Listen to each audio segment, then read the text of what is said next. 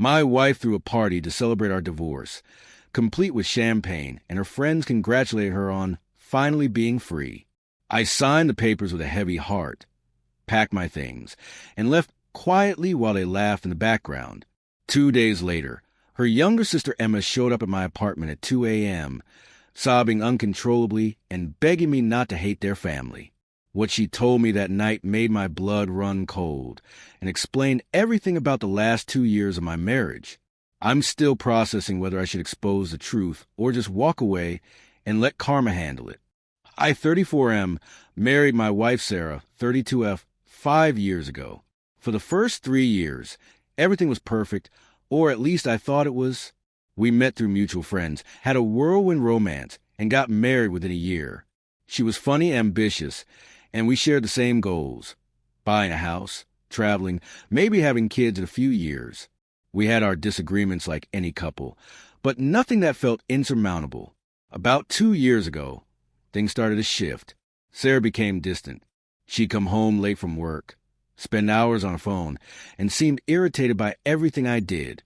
When I'd ask if something was wrong, she'd snap at me or give me the silent treatment. I suggested couples therapy multiple times, but she refused, saying I was being dramatic and that all marriages go through phases. I tried everything. I planned date nights, surprised her with weekend getaways, took on more housework, asked her friend for advice. Nothing worked. She grew colder and more resentful. Finally, 6 months ago, she told me she wanted a divorce. When I asked why, she said she fell out of love and that I was suffocating her. I was devastated, but I loved her enough to respect her decision. The divorce process was brutal. Sarah wanted the house, which we bought together, half my retirement account, and alimony despite making nearly the same salary as me. My lawyer advised against it, but I was too emotionally drained to fight. I just wanted it to be over. I gave her almost everything and moved into a modest apartment across town. Last week, we had our final court date. The judge signed off on everything, and it was official. We were divorced. I felt numb. I'd lost my wife, my home, and a huge chunk of my savings. As we left the courthouse, Sarah was practically glowing. She gave me a tight smile and said, "I hope you find happiness, really." Then she got into her car and drove off. That evening, I got a text from my friend Mike, who's still friends with Sarah's best friend. He sent me a screenshot from Instagram. Sarah had thrown a divorce party at our old house. Well, her house now. There were balloons, a cake that said "freshly single," and photos of her and her friends holding champagne glasses. The caption read, "New chapter, new me. Freedom tastes like expensive wine, and no compromises. Hashtag divorce party. Hashtag living my best life." I stared at that post for an hour. The woman I'd loved for 5 years was celebrating the end of our marriage like she'd won the lottery. Her friends were commenting things like, "You deserve this queen," and "He was holding you back anyway." It felt like a knife twisting in my chest. But I didn't respond, didn't reach out, didn't even like the post. I just blocked her on all social media, poured myself a drink, and tried to process the fact that I apparently meant so little to her. 2 days later, everything changed. It was 2 a.m. on a Tuesday when someone started pounding on my apartment door. I stumbled out of bed, half asleep and confused. When I looked through the peephole, I saw Emma, Sarah's younger sister. We'd always gotten along well. She was 27, worked as a nurse, and had always been kind to me. But she looked completely different now. Her hair was disheveled, her eyes were red and swollen, and she was sobbing. I opened the door immediately. "Emma? What's wrong? Are you okay?" She practically fell into my apartment, shaking and crying so hard she could barely speak. I guided her to my couch, got her some water, and waited for her to calm down enough to talk. After about 10 minutes, she looked up at me with these heartbroken eyes and said, "I'm so sorry. I'm so sorry. Please don't hate us all. What are you talking about?" I asked, completely confused. That's when she told me everything. For the past 2 years, Sarah had been having an affair with her boss, a man named Richard. He was 45, married with 2 kids, and a senior partner at her law firm. According to Emma, it started as an emotional affair Late-night work sessions, constant texting, lunches that turned into dinners. Then it became physical. Sarah had been lying to me for 2 years, sneaking around, and apparently telling Richard that I was emotionally abusive and controlling to justify the affair. But here's where it gets worse. Richard had promised Sarah he would leave his wife for her. He said once he got his promotion and sorted out his finances, they'd be together publicly. Sarah believed him. She started divorce proceedings with me, convinced that her fairy tale ending with Richard was just around the corner. The divorce party? That wasn't just about being free from me. Sarah had told all her friends that Richard was finally leaving his wife, and they were going to announce their relationship. She was celebrating what she thought was the beginning of her new life with him. Emma found all this out because she lived with Sarah for the past month while her apartment was being renovated. She'd seen the texts, overheard the phone calls, and watched her sister become someone she didn't recognize. Emma had tried to talk to Sarah about it, but Sarah told her to mind her own business and that she deserved to be happy. But the real reason Emma was at my door, sobbing at 2 a.m., was because of what happened the night after the divorce party. Richard came over the house. Emma heard them talking in Sarah's bedroom. Sarah was giddy, talking about houses they could buy together, trips they could take, how excited she was to finally be public with him. Then Richard dropped the bomb. He wasn't leaving his wife. He never was. He told Sarah that he'd just signed a post-nup with his wife, who apparently came from serious money, and divorcing her would cost him everything. He said he thought Sarah understood that their relationship was just something fun and that he never promised anything serious. Emma said she heard Sarah start screaming. She was devastated, hysterical. Richard left, and Sarah spent the entire night crying. When Emma tried to comfort her, Sarah broke down and admitted everything. The affair, the lies she told about me, how she'd thrown away our marriage for a man who was using her. Then Sarah said something that made Emma decide to come find me. She said, "I destroyed the best thing in my life for nothing. What have I done?" I sat there in stunned silence as Emma finished her story. She kept apologizing, saying she should have told me sooner, that she felt complicit in what happened. She said she came to tell me the truth because I deserved to know, and because she felt sick watching the divorce party, knowing what I'd been put through. I didn't know what to feel. Anger? Vindication? Sadness?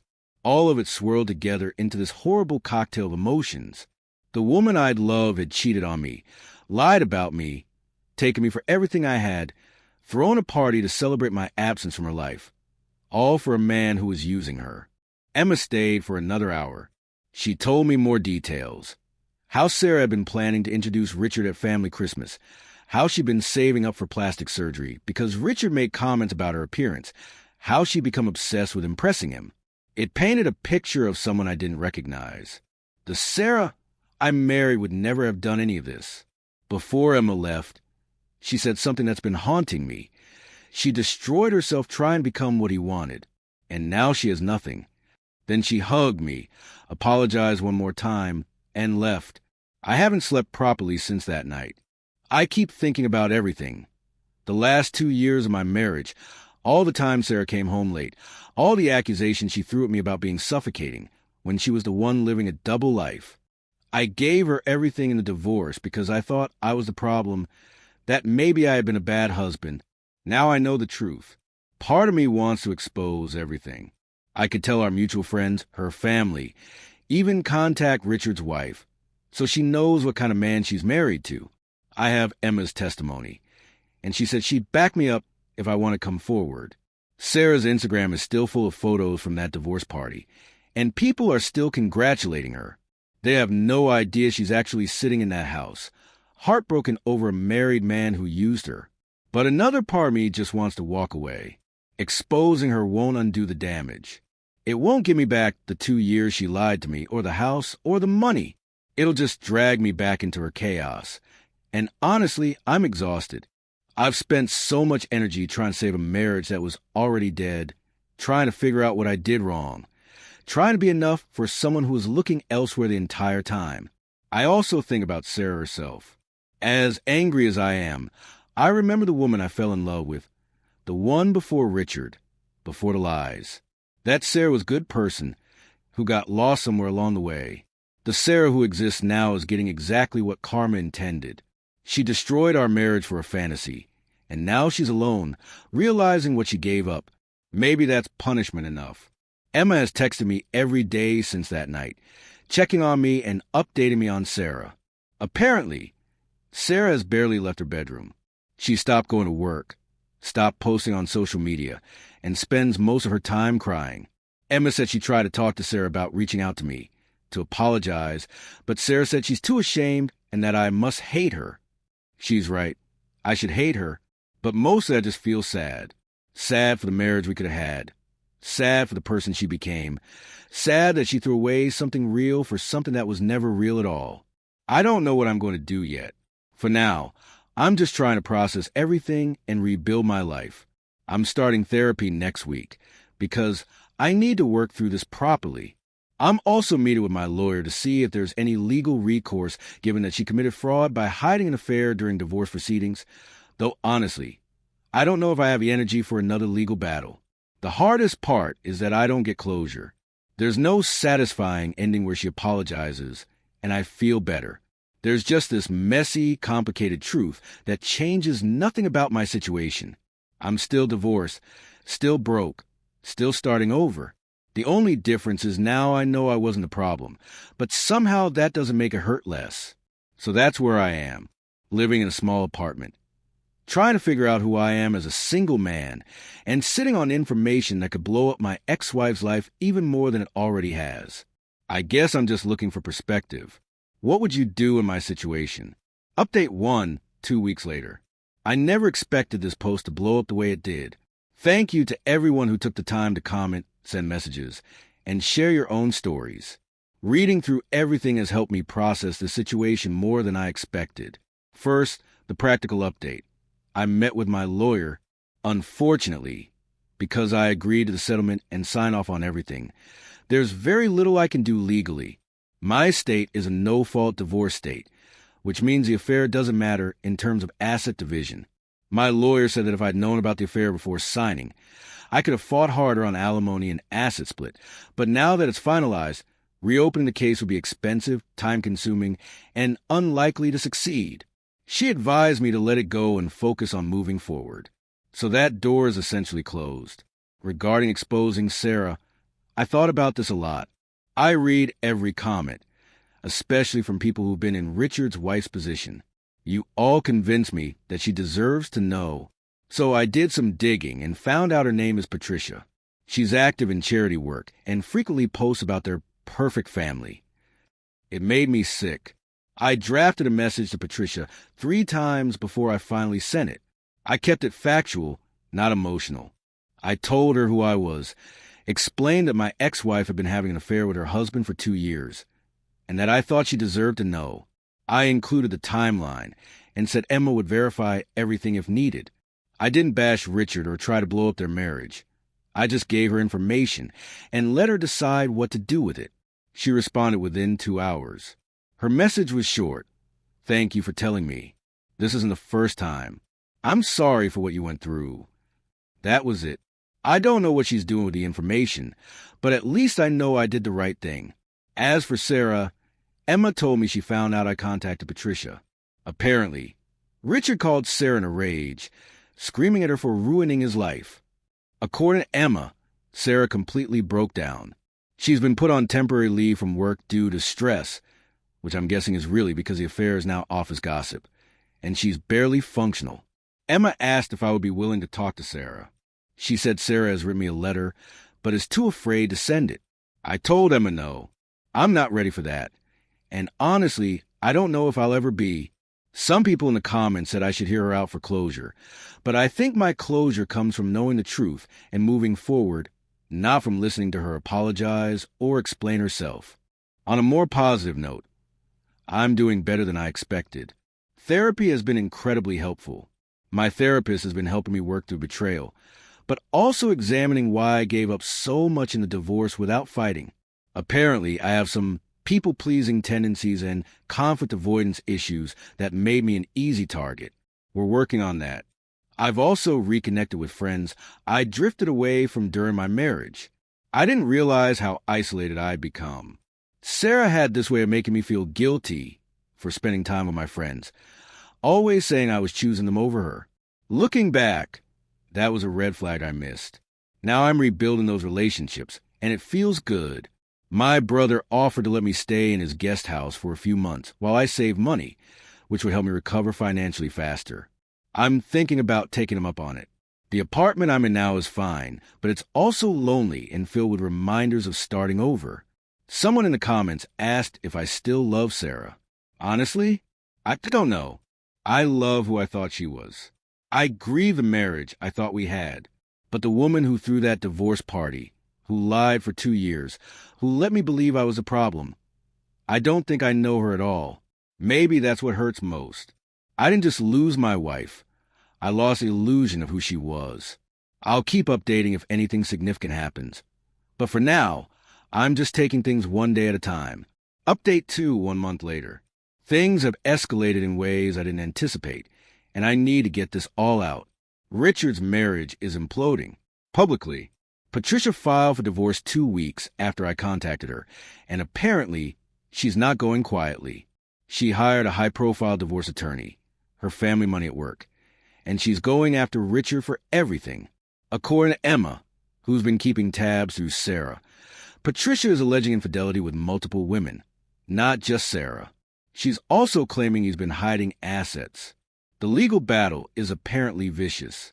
But here's where it affects me. Richard somehow found out I was the one who told Patricia. He showed up at my apartment last week. I was just getting home from the gym when this Mercedes pulled up and a middle-aged man in an expensive suit got out. I recognized him immediately from his social media photos. "You're the ex-husband," he said. Not a question. He looked furious, but trying to keep it together. I stayed calm, kept my distance. "Can I help you?" He started ranting about how I destroyed his family, how his kids were devastated, how I was a vindictive bastard who couldn't handle that Sarah upgraded. He said I'd ruined his career. Apparently the affair is now common knowledge of the firm, and there are ethics complaints, and that if I had just minded my own business, everyone would have been fine. I let him finish. Then I said, "You destroyed your own family when you started sleeping with your subordinate and lying to your wife. I just made sure your wife had the same information you and Sarah kept from me. Don't come to my home again." He looked like he wanted to hit me, but he got back in his car and left. I immediately filed a police report for harassment and got a Ring doorbell camera. My brother also insisted I stay with him after that, so I've temporarily moved into his guest house. I'm not scared exactly, but Richard strikes me as the type of man who's used to controlling everything, and desperate men do stupid things. Now, about Sarah, the letter Emma mentioned, it finally got to me. Sarah mailed it to Emma's address, and Emma dropped it off last week. It was 12 pages, handwritten, and honestly, it was hard to read. Sarah's letter was a full confession, an apology. She detailed the affair from the beginning, admitted to every lie, and took responsibility for destroying our marriage. She wrote about how Richard love-bombed her, made her feel special and important in ways she said I never did that hurt to read, and how she convinced herself that what they had was real love. She admitted that she'd painted me as a bad husband to Richard and her friends to justify the affair. She said she convinced herself I was boring and too predictable because it was easier than admitting she was making terrible choices. She wrote that throwing the divorce party was her way of trying to prove to herself and everyone else that she'd made the right decision, even though she already knew deep down that she'd made a catastrophic mistake. The part that got me was near the end. She wrote, "I know I don't deserve forgiveness. I know I destroyed the best man I've ever known for a fantasy. I traded someone who actually loved me for someone who saw me as convenient. I'm not asking you to forgive me or take me back. I just need you to know that I know what I did, and I regret it every day for the rest of my life. You deserve better than me.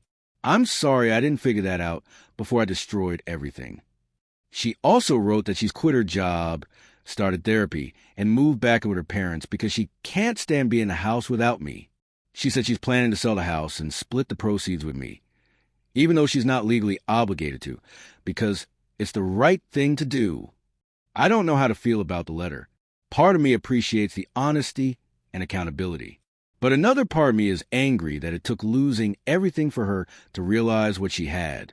Where was this honesty 2 years ago? Where was this self-awareness when I was begging her to go to therapy with me?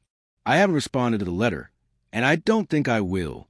Some people heal through conversation and closure, but I think I heal by moving forward. On a brighter note, I've been dating. Nothing serious, just coffee dates and getting to know people. It's strange being single again after so long, but it's also kind of exciting. I went on a date with a woman named Jessica last week, and we had an amazing conversation. She's a teacher, loves hiking, and has this great laugh. We're going out again this weekend. I'm not looking for anything serious right now, but it feels good to remember that there are good people out there. My therapist says I'm making remarkable progress in rebuilding my sense of self. Apparently, I spent so much of my marriage trying to fix things and be enough for Sarah that I lost track of who I was. Now I'm rediscovering hobbies I'd abandoned, setting boundaries, and learning that my worth isn't determined by whether someone else values me. I'm also in a much better financial position. Moving in with my brother has allowed me to save aggressively, and I'm on track to have a solid emergency fund within 6 months. If Sarah actually follows through on splitting the house proceeds, I'll be in even better shape. I'm not counting on it, but it would be nice. Emma and I have become genuinely close friends through all this. She's been an incredible support system, and we get lunch every couple of weeks. She's dealing with her own fallout from all this. Her relationship with Sarah is strained, and their parents are caught in the middle. I feel bad that my situation has caused family drama for her, but she insists she did the right thing by telling me the truth. As for Sarah, Emma says she's genuinely struggling. She's on medication for depression, rarely leaves her parents' house, and has lost contact with most of her friends. Turns out they were friends with successful, happy Sarah, not the broken, unemployed Sarah. Emma says Sarah asks about me sometimes, but I've made it clear that I'm not interested in updates about her life. Someone commented on my first post that the best revenge is living well. I'm starting to understand what that means. I'm not focused on Sarah's downfall or Richard's legal troubles. I'm focused on building a life I'm excited about. And slowly but surely, I'm getting there. Update 3 months later. I really didn't think I'd be posting another update, but recent events have been significant enough that I wanted to share. Thank you again to everyone who's been following along and offering support. First, the big news. Sarah followed through on selling the house and splitting the proceeds. I received a check for $87,000 last month, my half of the equity after the sale. She sent a short note with it. This should have always been yours. I'm sorry for everything. I'm not going to lie. That money has been life-changing. I've paid off all my credit card debt from the divorce, rebuilt my emergency fund, and put a down payment on a small but nice condo. I'm moving next month. It's in a neighborhood I love, close to hiking trails and good restaurants. For the first time in a year, I feel like I'm not just surviving. I'm actually thriving. Jessica and I are still seeing each other. It's been slow and casual, which is exactly what I need. She knows about my divorce and the situation, and she's been incredibly patient with me as I work through my trust issues. Last weekend, we took a road trip to the mountains, and it was the first time in years I felt genuinely uncomplicated happy. No drama, no lies, just two people enjoying each other's company. I'm not sure where it's going, but I'm learning to be okay with not having all the answers. Richard's divorce is finalized, according to Emma, who still keeps me loosely updated. Patricia took him to the cleaners. He lost a house, a significant portion of his retirement, and is paying substantial alimony and child support. He also ended up leaving the law firm, whether he was pushed out or left voluntarily. I'm not sure. Either way, his reputation in the legal community is apparently shot. I can't say I feel bad for him. As for Sarah, this is a complicated part. About 6 weeks ago, I ran into her, completely by accident. I was at the grocery store and I turned down an aisle and there she was. She looked different. Thinner, no makeup, hair in a messy ponytail. She saw me at the same time I saw her and she froze. For a moment, neither of us said anything. Then she quietly said, "Hi." "Hi," I replied. She looked like she wanted to say more, but I didn't give her the chance. I just nodded and walked past her. My heart was pounding, and my hand was shaking, but I didn't stop. When I got in my car, I sat there for 10 minutes just processing the fact that I'd seen her and felt nothing. No anger, no sadness, no lingering love. Just nothing.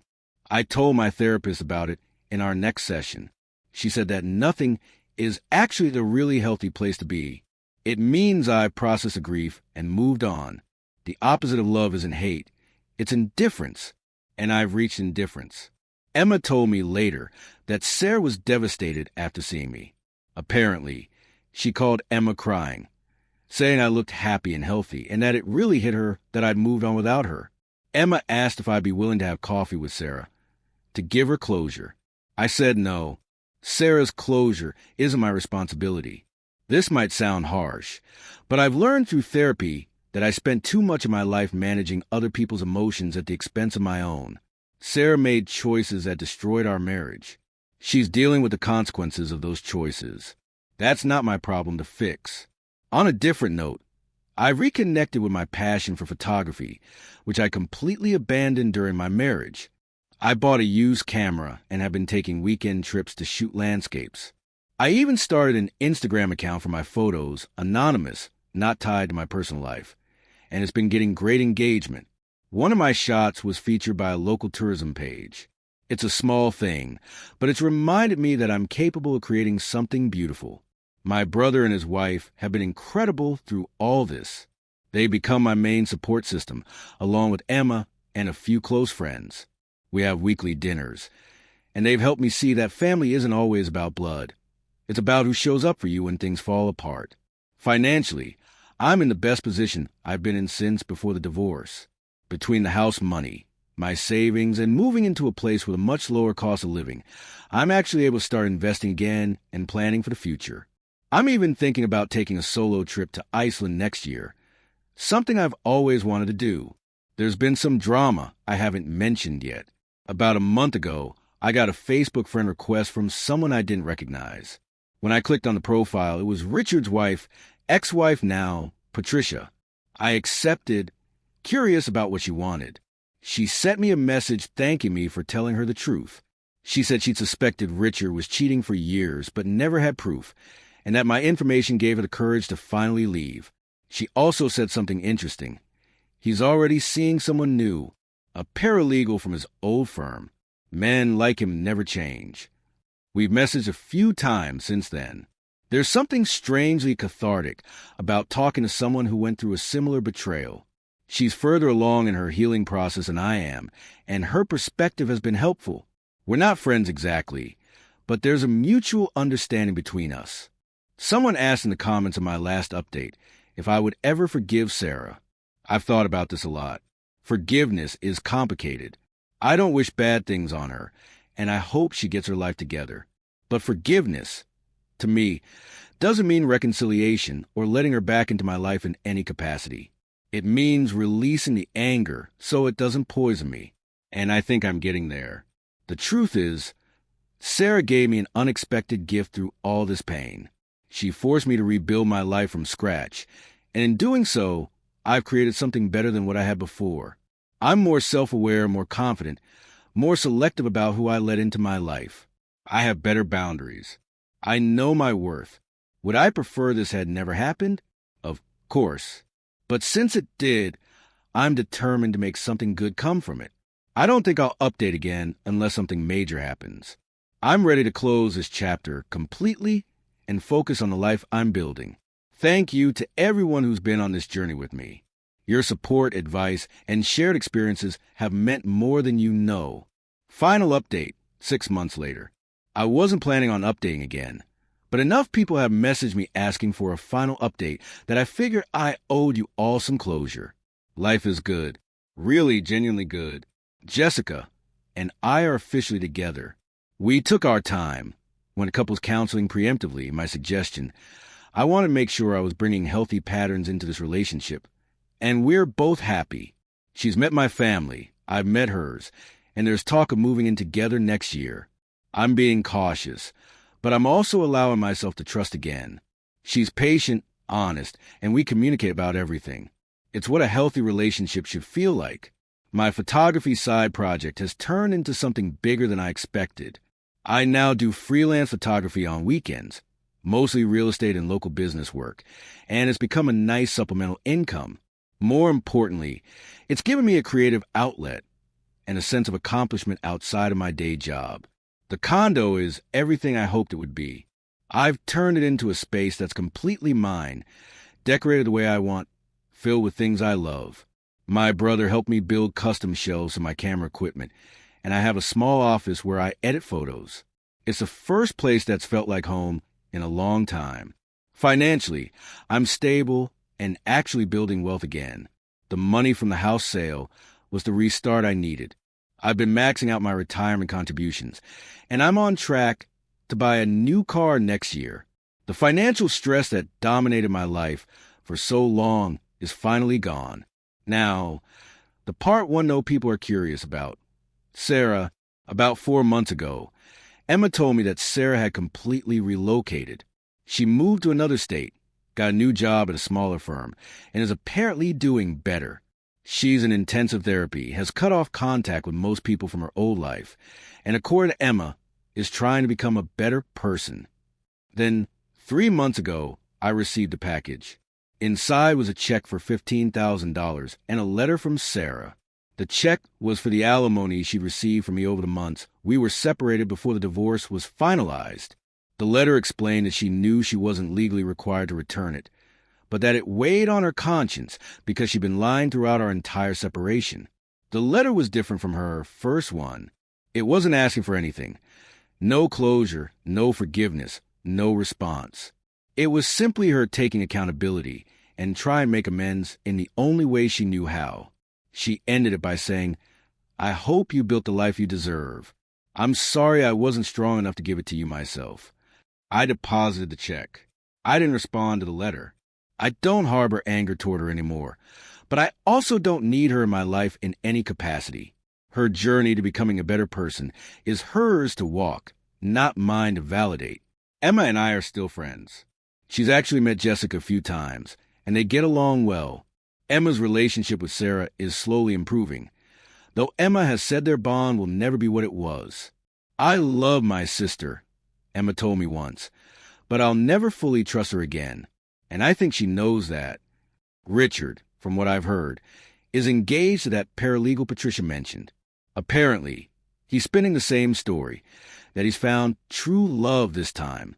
I genuinely feel sorry for that woman, but that's not my circus anymore. The biggest change is internal. I'm not the same person I was when I first posted here. I'm stronger, more confident, and significantly better at recognizing red flags in relationships and friendships. I've learned that I don't need to shrink myself to make others comfortable, and that my needs and boundaries are just as important as anyone else's. My therapist and I recently discussed graduating from regular sessions. We're moving to once-a-month check-ins instead of weekly appointments.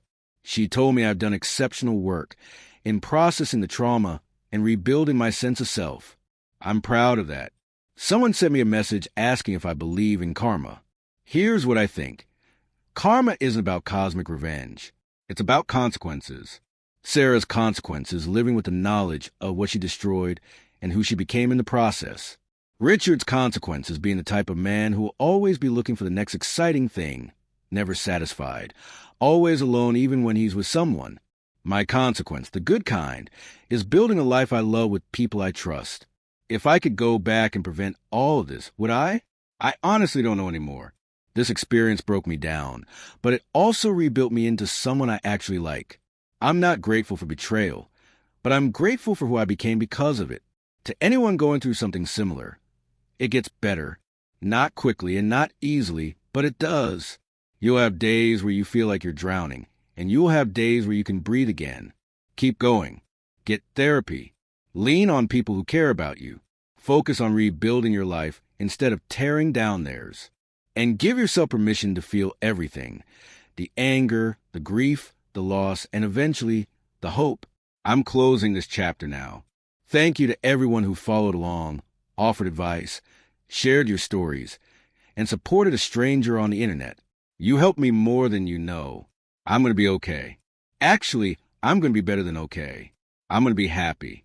And that's the best ending I could ask for.